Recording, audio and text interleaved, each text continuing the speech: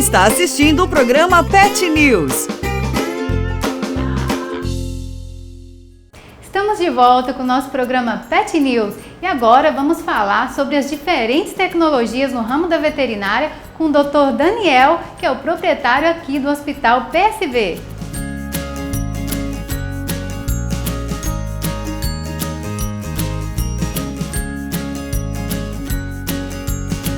Dr. Daniel, tudo bem? Tudo jóia. Eu já vou começar te perguntando para você falar um pouquinho das tecnologias que você tem aqui no seu hospital, que tem feito, né, a diferença no tratamento e no diagnóstico dos animais. Ah, sim. Já tem alguns anos, né, que estamos investindo pesado em tecnologia, em equipamentos e também em equipe e conhecimento, né, para trazer o que não se tem na região, para trazer sempre o que há de melhor, né? Então aqui hoje nós temos desde os exames assim mais gerais, mais básicos, né, que se tem na rotina, como ultrassom, radiografia digital, como temos aparelhos, né, de eletrocardiograma, tomografia, temos hemodiálise, endoscopia, colonoscopia. Hoje nós conseguimos inclusive fazer exames respiratórios de imagem, né, entrar lá dentro dos brônquios, do pulmão, fazer uma avaliação muito precisa, tirar corpo estranho, fazer biópsias, sem fazer qualquer corte. E esses são equipamentos que não é encontrado em qualquer clínica, né? Não, são equipamentos bem específicos, né, que hoje está se tornando algo assim, crescente na veterinária, porém ainda se acha em poucos lugares.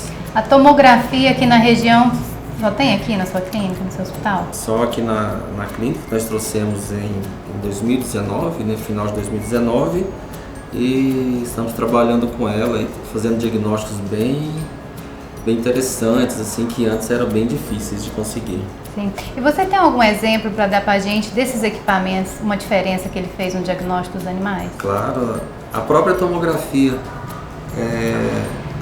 Nós já tivemos casos de radiografar a coluna de um animal, perceber uma malformação em uma vértebra e na tomografia mostrar que onde tinha malformação não tinha nenhum problema e o problema estava em outra região. Olha, fez então, toda a diferença. Caso fosse para uma cirurgia, ia ser desnecessário. Seria aberta no local errado. Nossa. Porque pela imagem, né, da radiografia realmente tinha um problema, porém o problema que causava ali a paraplegia não era onde era a malformação, era em outra região.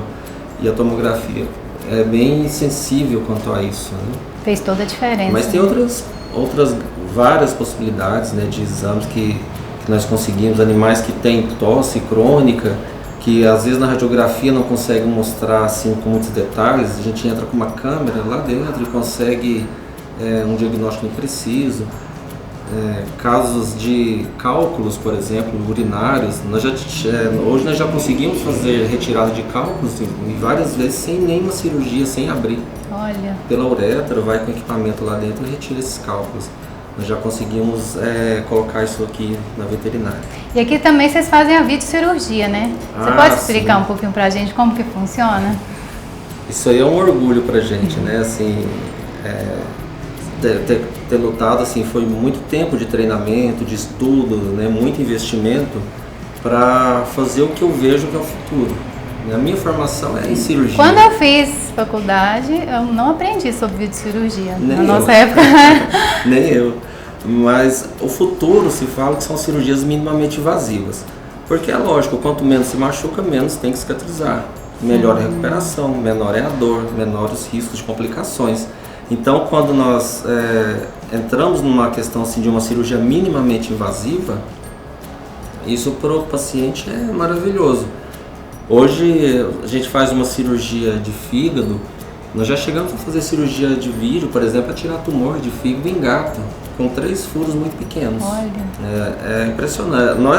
Nós estudamos, fazemos e ainda se impressiona, né? Sim, nós mesmos ficamos impressionados com o que a gente observa no final, né? Eu fico orgulhoso, né? Você explica um pouquinho como que funciona essa videocirurgia? Qual que é o diferencial dela para outra? O diferencial é que nós não precisamos fazer aberturas grandes para manipular as estruturas. Nós colocamos o que nós chamamos de trocáteres, né, os portais, com pequenos furos, geralmente de 4 a 5 milímetros.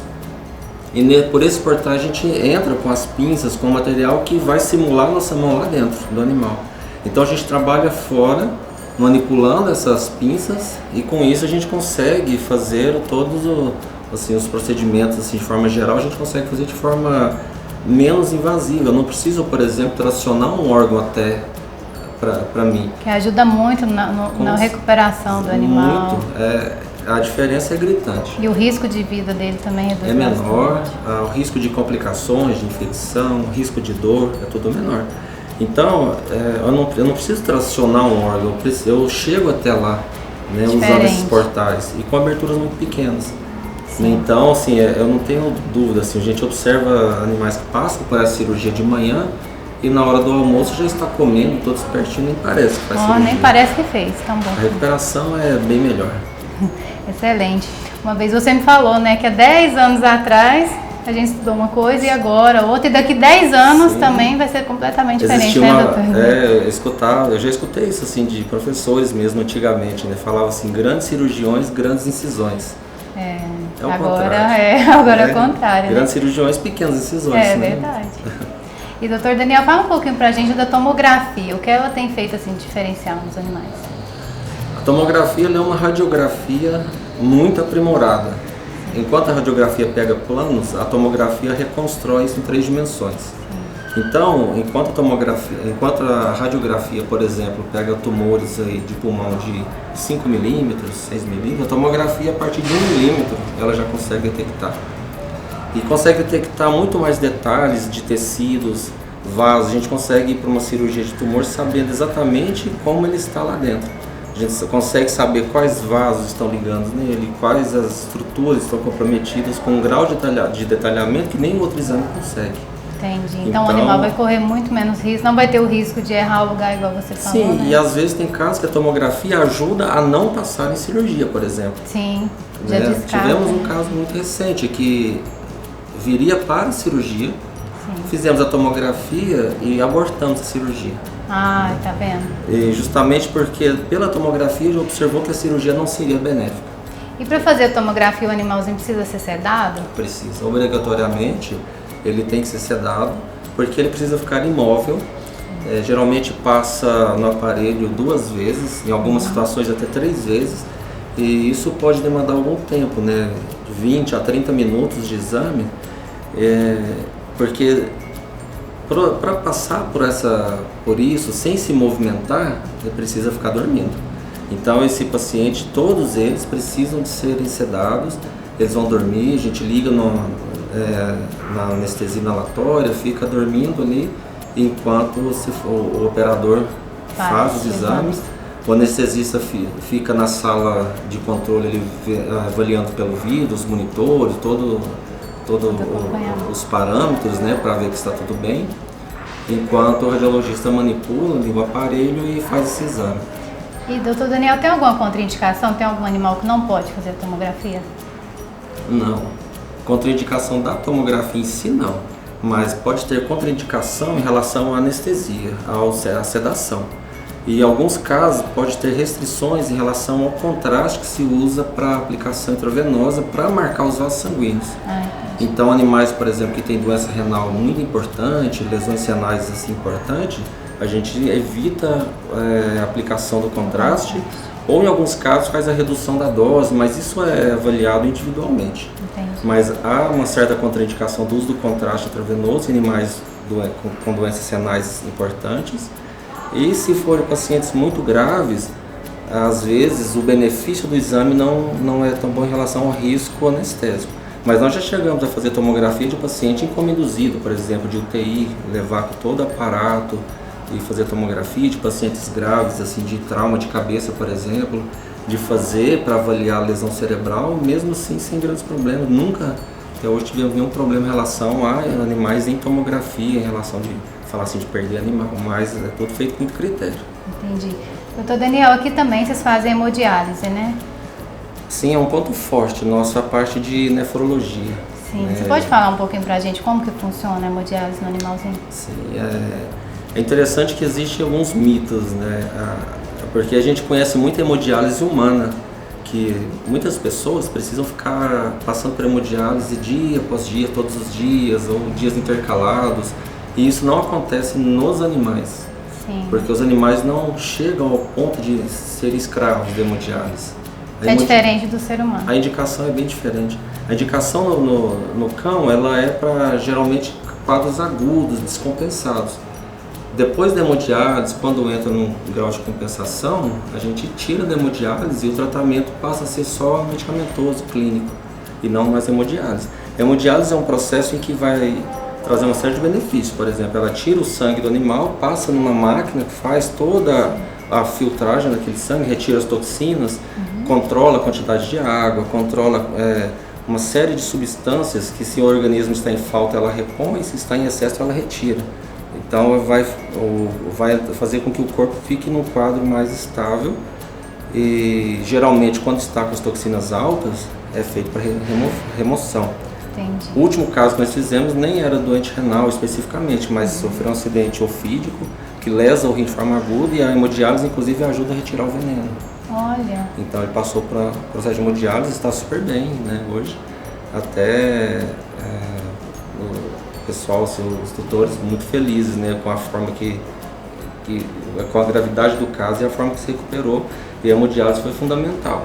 Dr. Daniel, eu queria te agradecer pela sua participação, por você compartilhar todo esse conhecimento conosco, todo o esforço que você faz pelos nossos animaizinhos, né? Investindo tanto, estudando tanto. Queria te agradecer em meu nome, no nome dos tutores e dos animais. Eu que agradeço a confiança, né, de todo mundo, e né, de confiar aí nas nossas mãos, aí, na equipe toda aí, que trabalha duro, 24 horas por dia. Com certeza. E você que gosta de cuidar do seu pet e quer aprender cada vez mais para que ele tenha uma melhor qualidade de vida, acompanhe a nossa programação. E se você tem alguma dúvida ou sugestão e gostaria de entrar em contato conosco, vamos deixar aqui as nossas redes sociais, porque a sua opinião é muito importante para nós. Espero por vocês no nosso próximo programa, que virá repleto de informações e novidades dessa área tão linda e importante que é a área pet. Então até mais e a gente se vê por aí.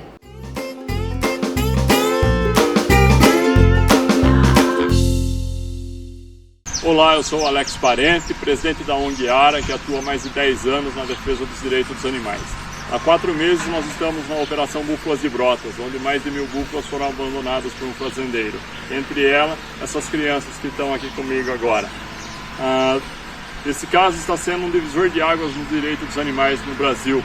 Pela primeira vez estamos vendo sendo feito justiça por animais considerados de produção. O fazendeiro está preso e nós estamos aqui cuidando desses animais graças à ajuda de todos.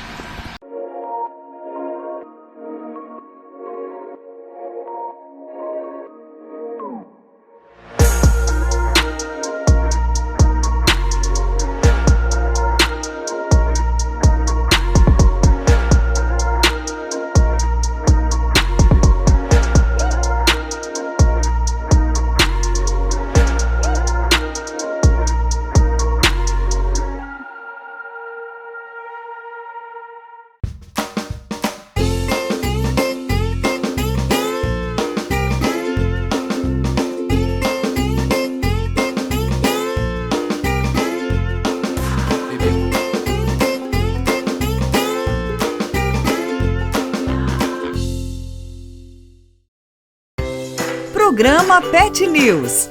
Patrocínio. Apoio